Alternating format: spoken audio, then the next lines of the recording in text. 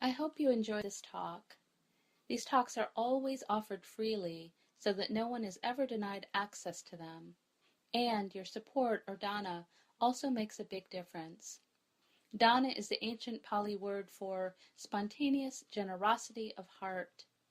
If you feel inspired to support these talks by offering dana, you can do so by visiting my website at www.mindfulvalley.com.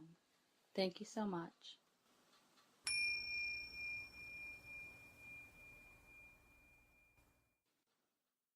So who was here for the last week's talk? Okay, a lot of people. If you've missed it, as always, just a reminder that I do record these, and the summary and the first talk are both up on the podcast if you want to listen or review ever. And tonight's talk, as promised, is going to be the second of the Eightfold Path, and this will go through October, these talks. And I know that all of you won't be able to attend all of these, and why I would love that, it's really okay. All 8 are really intimately connected, and so if you hear one, you're likely going to hear all the other 8 within that same talk. If you'll start to notice, they're all really tied together. So as a review, the 8 spokes on our wheel of Dharma, the Dhamma chakra, are right or skillful understanding or view, and right intention. And those 2, right intention and view, are both part of the wisdom part of the wheel. Okay, the section, there's 3 sections. That's the wisdom aspect. There's speech, action, and livelihood, which are part of the ethics or sila part of the wheel. And then there's right effort, mindfulness, and concentration, which are part of the mental discipline part of our path. Those 3, ethics, mental discipline, and wisdom. We need all 3. So I'm going to be talking about the second spoke on our wheel tonight, and this is right or skillful intention, which in Pali is sama sankappa. Okay? And before I go on, I just really want to each time review the word right when I say right intention or right view. It does not in any way mean the only way or a kind of you must. This is you must, it's right. It's not dictatorial. It's more of this is considered the wisest, most beneficial, most wholesome way. Okay, and you get to decide that. It's not any way dictatorial. Really, it means this is what I have discovered will lead to the most beneficial outcome for all. That's what the Buddha is kind of telling us. And as I mentioned earlier, the path is considered a kind of a wheel that we continue to turn or continue to walk on to deepen our understanding. I like to think of it as a labyrinth, but you go in and then you go out and then you go back in again. It's really a circle.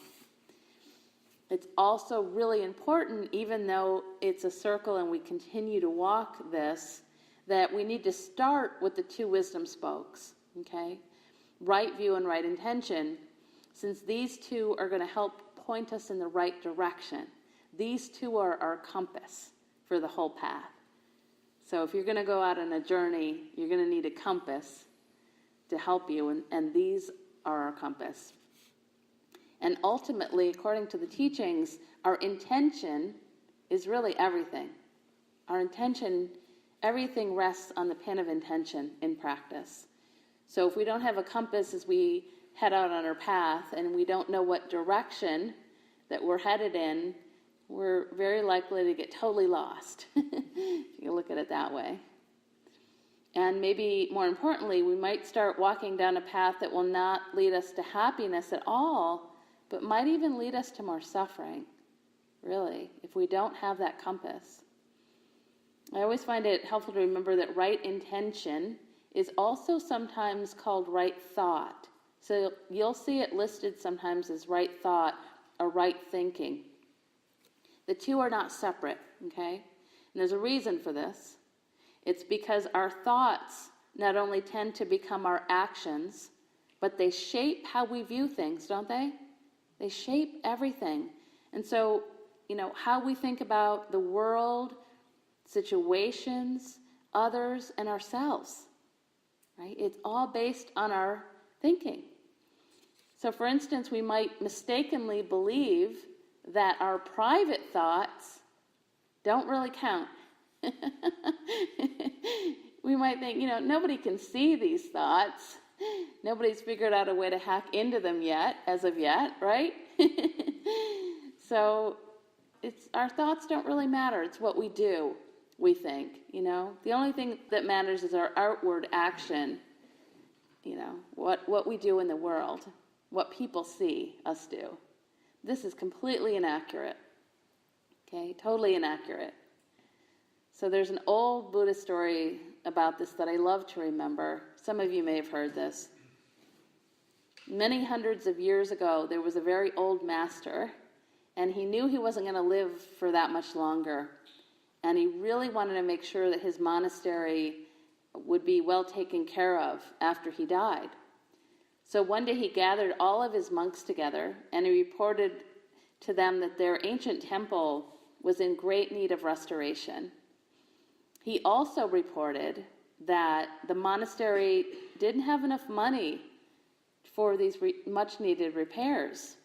And he said he was really worried that if the monastery fell into ruins, the monks, after he died, would have no place to live. So he said, I'm really worried about this. And of course, the monks were all dismayed to hear about their temple. They were already worried about their master, who was aging, wasn't going to live that long. And they asked him what they could do to help. What can we do? And the master said, you know what? There's only one solution. He said, not too far from here is a city which is full of wealthy people with more money in their pockets than they could ever need. I want you to go to the city and follow those rich people as they walk through the crowded streets. When no one's looking, and only when no one's looking, you must steal from them. This way we'll have enough money to keep our temple alive. And as you might imagine, the monks were all stunned by this request because they'd been taught for years by their master not to steal. But the old master insisted that in this case they really had no choice. So be off, he said, be off. And remember, you must not be seen. Does everybody understand? Does everybody understand? Of course, the monks were really nervous about this, and they kind of didn't really understand it, so they were kind of shrugging. But out of a great love and respect for their master, they all agreed to honor his wishes, and they started to head out into the city. And when they'd left, the teacher noticed this one young monk still standing in the corner by himself, and he asked him why he hadn't left. Why are you still here? Why didn't you go with the others? And the young monk said, you said that we must steal without being seen. And I can do this without anyone else seeing me, but there is someone who I cannot avoid, and he will always see me steal. Who's this? Asked the old monk. And he said, myself, master. How can I avoid myself? I will see myself steal. And with tears in his eyes, the old monk walked over to the younger one and embraced him and said, you have passed my test. I have found my successor. Right? I just love that. I will see myself, In the Dhammapada, the Buddha tells us, all that we are is the result of what we have thought. It is founded on our thoughts. It is made up of our thoughts. If someone speaks or acts with an evil thought, pain follows them as the wheel follows the foot of the ox that draws the carriage. All that we are is the result of what we have thought. It is founded on our thoughts. It is made up of our thoughts. If someone speaks or acts with a pure thought, happiness follows them like a shadow that never leaves. So Mahatma Gandhi said it beautifully this way. Our beliefs become our thoughts. Our thoughts become our words become our actions become our habits become our values, and our values become our destiny. Okay? So the Buddha actually gave us a really more succinct way of remembering this, I think, which is just simply whatever one reflects upon frequently becomes the inclination of the mind. Whatever one reflects upon frequently becomes the inclination of the mind. So that's even a practice right there. What are you thinking about all day? Really ask yourself that. Is it good, wholesome thoughts, or is it thoughts of hatred? Right? So when we're thinking about hatred, or resentment, or anger, angry thoughts, guess what? That's what we're practicing, right? So our thoughts, our intentions are really crucial in this practice. And in the teachings on right intention, the Buddha talks about 3 kinds of right intention, which I'm going to go over.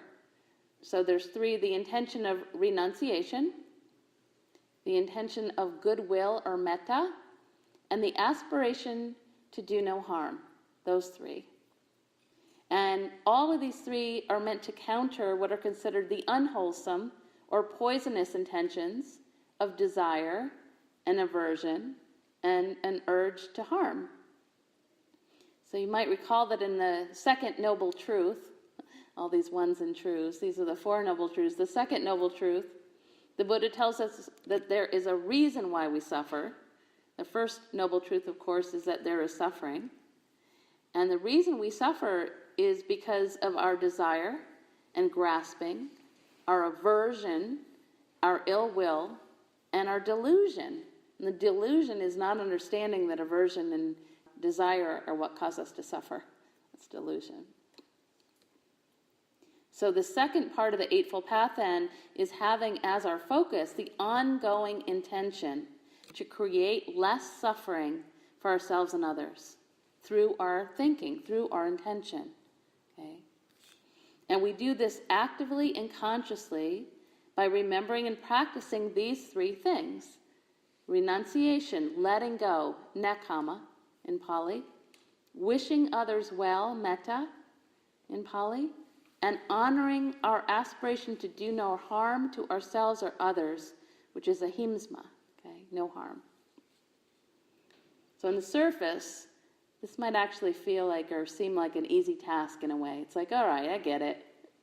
All I have to do is to become a happier person is just chill out a bit and, be nicer to myself and others. Got it, check. That's easy. But in the Buddhist practice, it's often said that just following the heart isn't enough. We also need to bring our mind along with us. We need to bring our mind along with us. We need both. And, before the Buddha became enlightened, when he was still Prince Siddhartha, he spent 49 very intense days in formal practice under the Bodhi tree, contemplating how his mind worked and what effect it produced. That's what he was sitting with. And he wasn't just following his breath and getting blissed out. He was contemplating the nature of his mind. And what he discovered was that his thoughts can be divided into 2 types. One type of thought produced happiness, and the other produced suffering. That also sounds really simple, doesn't it? Right? Just those 2 things. And as the story goes, whenever Siddhartha noticed thoughts of greed, aversion, or harmfulness arise in him, he understood that those thoughts, quote, lead to harm for oneself or others, obstruct wisdom, and lead away from nirvana. And the more he noticed how thoughts of greed, aversion, and the intention to harm affected him, his intention to practice eliminating these thoughts from his mind became even stronger because he could clearly see the connection and the effect that those thoughts had on his body, right, and his heart. On the other hand, whenever thoughts of renunciation, letting go, goodwill, or thoughts of no harm arose, he, quote, understood those thoughts to be beneficial, conducive to the growth of wisdom, and an aid to the attainment of nirvana. Right? So then he worked on nurturing and strengthening and cultivating, very consciously cultivating thoughts that involved letting go, goodwill, and no harm. Okay? So this is where the practice of mental discipline comes in, because it is crucial for us to practice the formal silent meditation as we did tonight, so that we can see into and get really familiar with the nature of our minds. That's the crucial part of insight meditation practice. We want to notice that. Sometimes, people in my MBSR workshops that I used to offer would confess to me that they hadn't been doing their homework, but, they weren't doing their daily formal practice, but they were really working hard throughout the day to become more mindful. And this is really a great and honorable intention, but it gets back to the three aspects of the Noble Eightfold Path, which is we need all three: wisdom, ethics, and the compassion practice, and mental discipline, which comes from the formal practice. We get the mental discipline part of it from the formal practice. So I just want to throw that out there to you as encouragement to really try to do your practice more often. It's going to be really difficult for us to discover the wisdom aspect of the path without the formal practice, without the mental discipline, because we aren't going to truly experience the truth of emptiness or no self, which we can get through the formal practice. Which means we're likely going to continue to hold on to and defend and protect and try to satisfy a sense of a separate self. We're going to protect that and defend it. And this means we aren't going to be as kind or compassionate to others, because they might in some way seem threatening when we're so clinging tightly to a sense of self. We also aren't going to be able to see how our thoughts are really truly affecting us, how they're causing us dukkha, or how ephemeral or unreal they are. We're going to believe them more. So we aren't going to see how they're causing us suffering, because we're going to be believing them, and we're not going to see how ephemeral they are, how transitory they are, because we're also clinging to them. Okay?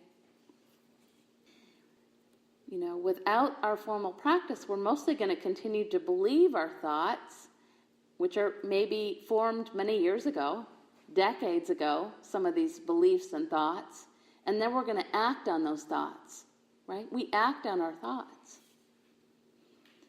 So through the formal practice, we can more clearly see what we're believing and thinking and how this affects ourselves and others.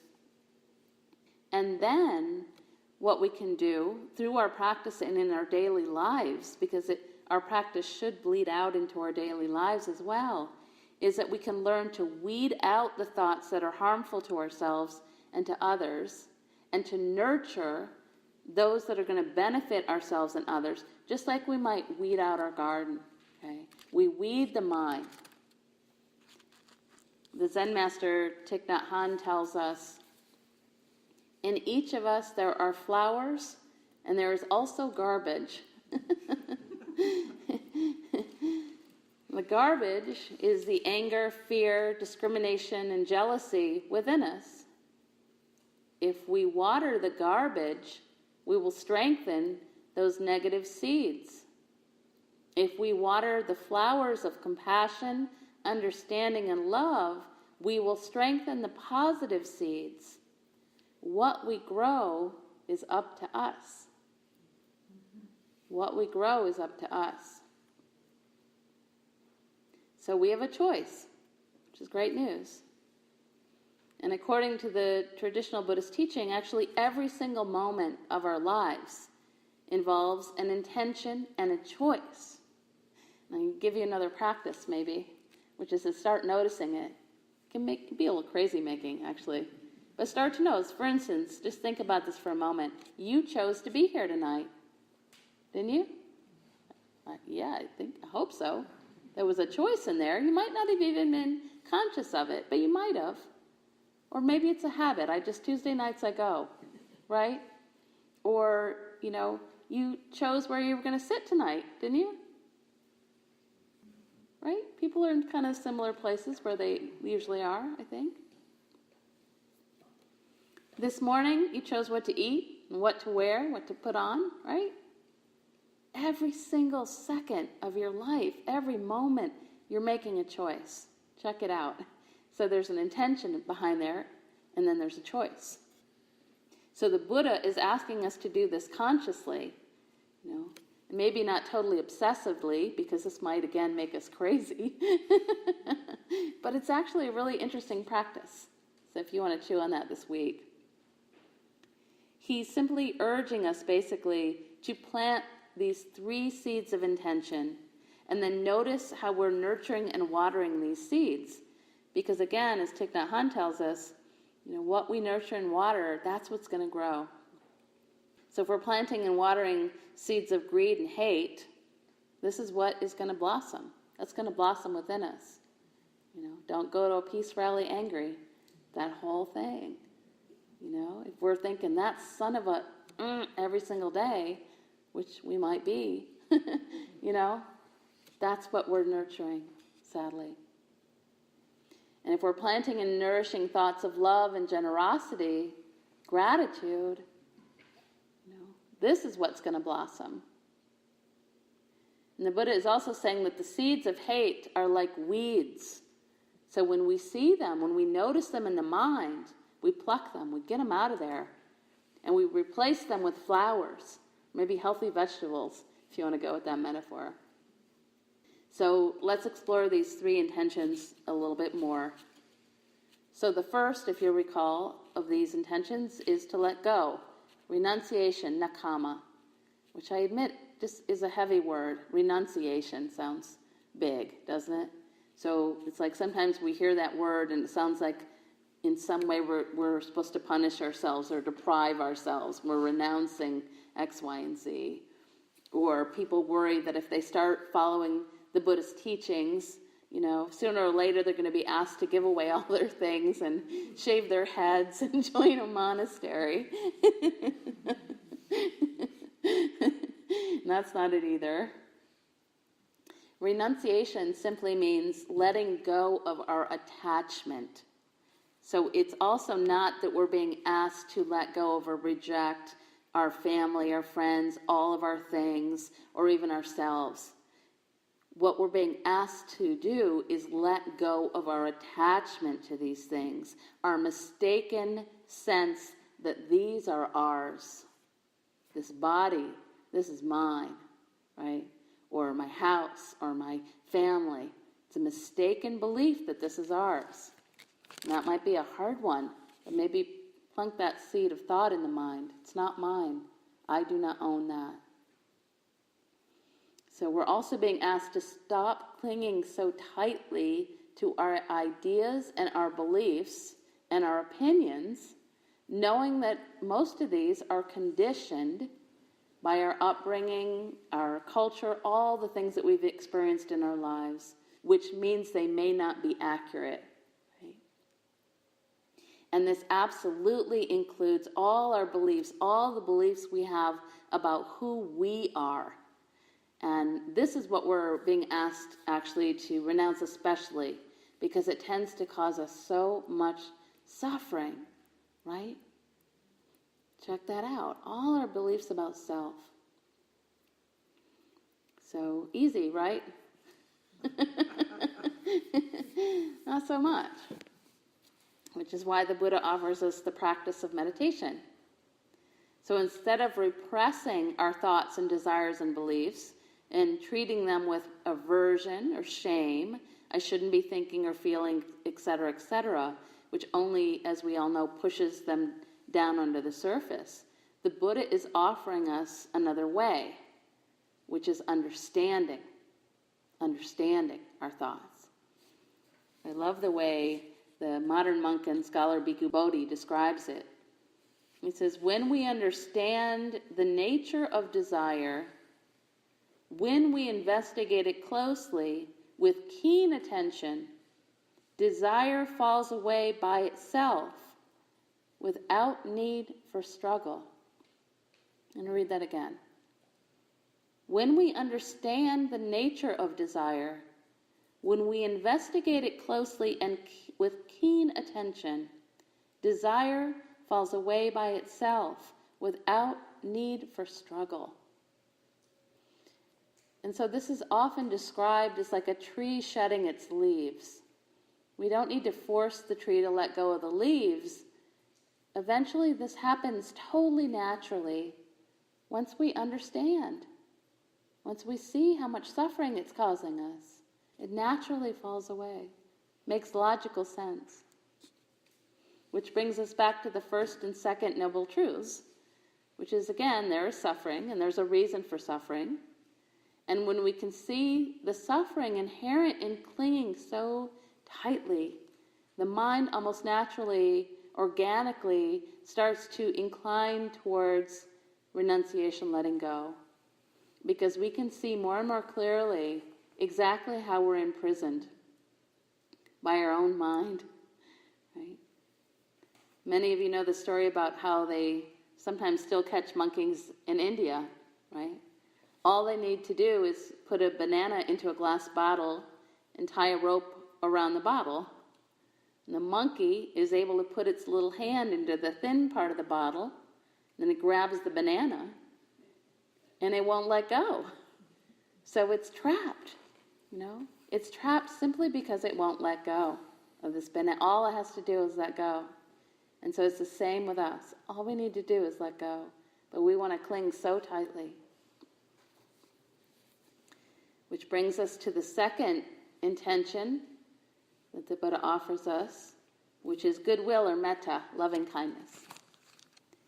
So as we become less and less attached, stopped clinging so tightly to a solid sense of self, a separate me, I, me, mine, we start to recognize more and more that just like ourselves, all beings suffer, all beings experience dukkha, suffering. And we recognize more and more clearly that our happiness really does depend on the happiness of others. We are all interdependent, really. So the truth is that when others are unhappy, when they don't understand the causes of happiness, they tend to create suffering all around them, don't they? Maybe even, all over the world, if they have that much power. They don't understand the causes of suffering, the causes of happiness. So we really actually do want to, even though it's hard, we really want to do wish for others' happiness, for them to know for the causes of happiness, so that they will not create so much suffering in the world. I wish for that. Please know the true causes of happiness, so that you can stop creating so much suffering in your life and suffering for others. And even if this won't ever come about, by the way, the practice is to wish for this.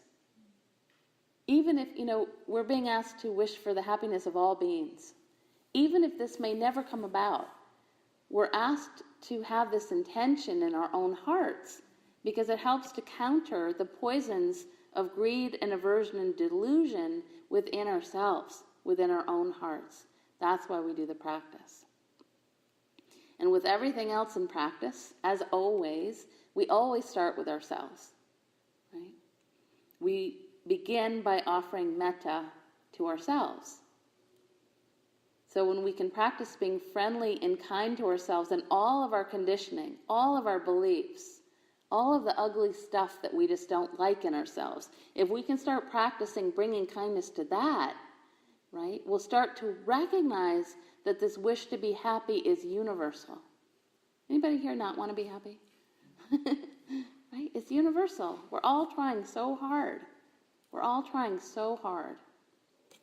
And the more we practice, the more we begin to really understand experientially that what we believe is our suffering is really the suffering. It's not my suffering, it's the suffering. Which leads us to opening our hearts to everyone and everything, and our kindness and compassion eventually becomes unlimited, which means, it's not let me be kind and compassionate to that person or this particular group of people that I like who believe the same things that I believe, but to all beings everywhere. In the Metta Sutta, the Buddha offers this prayer or aspiration, which is happy at rest. May all beings be happy at heart. Whatever beings there may be, weak or strong, without exception, long, large, middling, short, subtle, blatant, seen and unseen, near and far, born and seeking birth. May all beings be happy at heart. Let no one deceive another or despise anyone anywhere, or through anger or irritation wish for another to suffer. That's a tall order. Yeah. But the truth is, despising or hating people is never ever going to achieve anything except more hate. That's the truth. In the Dhammapada, the Buddha famously tells us, hate is never conquered by hate. Hate is conquered by love. This is an eternal law. This is an eternal law. And just as a confession, for as long as I can remember, I have never understood the logic of putting those who've committed crimes into cages, into concrete block cells as punishment. As I was writing this, I was thinking about, I've never understood that. People who have caused harm in society may need to be kept out of society for a little while for their own good and for the common good, because it's also considered compassionate to say no. What you did or are doing is not right and it needs to stop. That's a compassionate thing to do for the common good and for the person's good. But in my eyes, and you may disagree with me, they need our help in some way, not our punishment. Not our punishment. And by the way, I don't think those who are asking for our help should be put into cages. Getting a little teary-eyed. Nor should babies or little children, but that's another talk. So, I don't know where I first saw this, but it was a photo of a sign on the door of a factory that said, "The beatings will continue until morale improves."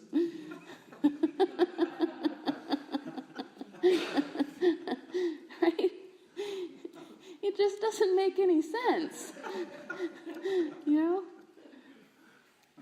And yet I think, as most of us can attest, when it comes to ourselves in particular, don't we so often start with judgment and criticism and sometimes even punishment when we've done something? Isn't that true? Isn't that often how we relate to ourselves? Just check it out in yourself maybe this week. How do you relate? Is it with kindness, oh honey, it's okay? Or is it with judgment, oh you idiot, or whatever it is? And then punishment, I got to do something. This totally goes against the teachings the Buddha was trying to offer us, judgment, criticism. And so the Buddha's teachings of hatred is never conquered by hatred absolutely needs to include ourselves. Has to include ourselves, And if we really think about it, another thing we tend to do is think that if we're just harder on ourselves, if we're just punish ourselves a little bit more, then we'll change, right? Then we'll change. It's like we tend to put ourselves inside our own cages and our own jails, and we become our own harsh jailers. And what those prisoners, and actually we ourselves need, instead of punishment, is our compassion. our compassion, which is the key element in the third of the intentions the Buddha offers us, which is to not wish harm on any being, ahimsa, not wish harm. So putting someone in a cage is harmful, isn't it? It just is. So this third intention is actually it's led by the practice of compassion, karuna, which is a verb, it's an action. In the Buddhist teachings, it's called a quivering of the heart, and in response to pain. And, it's also an intention. So it's an action and it's an intention. Maybe the intention comes first, and then there's an action with compassion. So the more we see the truth of the first noble truth, there is suffering, and really see the depth of it, the more and more we're going to wish to not only not bring any more harm into the world, but to ask ourselves, how can we eliminate that suffering? It turns to that, So I don't want to bring any more harm in, and then it's like, how can I help? How can I stop the suffering? And according to the Metta Sutta, we should cultivate for all beings the same love that a mother would feel for her child. And this includes our love for ourselves, to treat ourselves in that way. And of course, this is our practice. This is our edge, because it's so difficult, especially when we try to offer kindness and compassion to those who are really causing great harm. That's so hard. So I think it's hard, first of all, for ourselves. Offer ourselves kindness. That's the hard one. But then if someone's really causing harm, man, that's hard. What helps me sometimes is to remember the quote by Henry Wadsworth Longfellow, who I believe was channeling the Buddha a bit, when he wrote, "If we could read the secret history of our enemies, we should find in each man's life sorrow and suffering enough to disarm all hostility." So whenever we're being harsh towards anyone in our thinking, we might remember that. Remember that we all have that. And I would suggest that whenever we're being harsh towards ourselves, we might remember that too. Really try to pause and take some time to remember all the things that you've been through. You ever do that for yourself? Everything you've been through? And remember that you too deserve your own kindness and compassion and forgiveness. Really important. So with this third intention, do no harm, we might practice constantly, consciously asking ourselves, is what I'm thinking or saying or doing in some way adding more harm or suffering? Or is it helping others to be happier, adding more good in the world? And you could change that around for yourself as well, right? Is what I'm thinking or saying or doing in some way adding more harm or suffering to myself? Or is it helping me to be happier and to be more of a force of good in the world? And check it out. Sometimes I just use another one of those sticky note phrases that I like, which is, what would Buddha do? What would Buddha do? What would he do really? What would Buddha do? How would Buddha be in this situation? What would his thoughts be even in this situation? What would his words be? What would his actions be in this situation? And finally, as a kind of caution, I want to mention that when we don't consciously work to cultivate right understanding and right intention, what happens is that we can very often unconsciously cause great suffering for ourselves and others. Bhikkhu Bodhi describes it this way, and I'll end with this. When wrong views prevail, the outcome is wrong intention giving rise to unwholesome actions. Thus, one who measures achievement in terms of gain and status will aspire to nothing but gain and status, using whatever means he can to acquire them. When such pursuits become widespread, The result is suffering, the tremendous suffering of individuals, social groups, and nations out to gain wealth, position, and power without regard to consequences. The cause for the endless competition, conflict, injustice, and oppression does not lie outside the mind. These are all just manifestations of intentions, outcroppings of thoughts driven by greed, by hatred, by delusion. But when the intentions are right, the actions will be right. And for the intentions to be right, the surest guarantee is right views. So, I'm going to end with that and just invite everybody just for a moment into meditation, contemplation to end.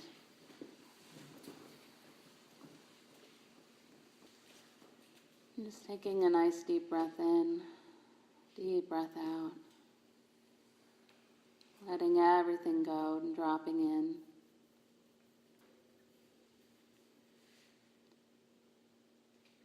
And I'm going to invite those of you who'd like to place a hand on the heart or both hands. Maybe one on the heart, one on the belly. Breathing into the fingers.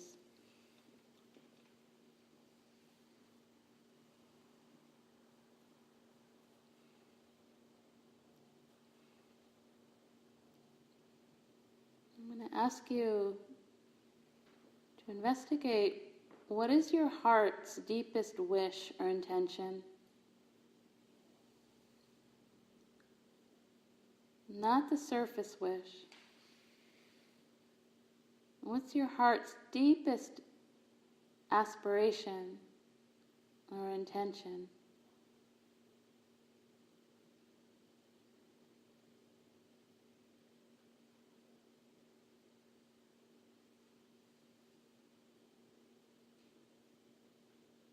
Remembering that everything rests on intention.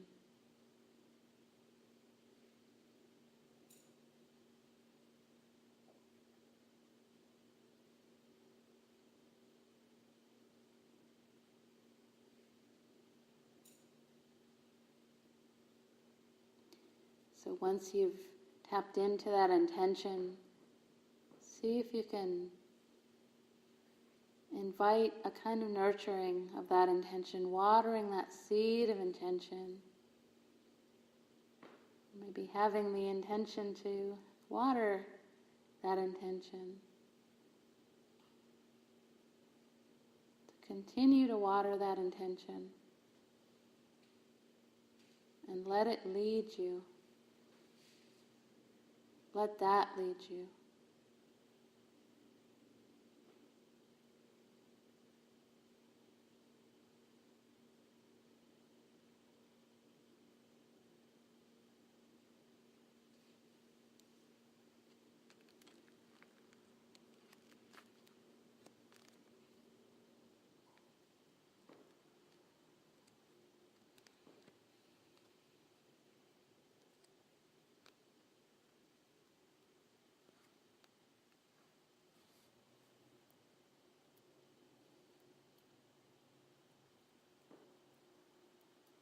In each one of us, there are flowers, and there's also garbage. And the garbage is the anger, fear, discrimination, and jealousy within us. If we water the garbage, we will strengthen the negative seeds. If we water the flowers of compassion, understanding, and love, we will strengthen the positive seeds. What we grow is up to us. What we grow is up to us.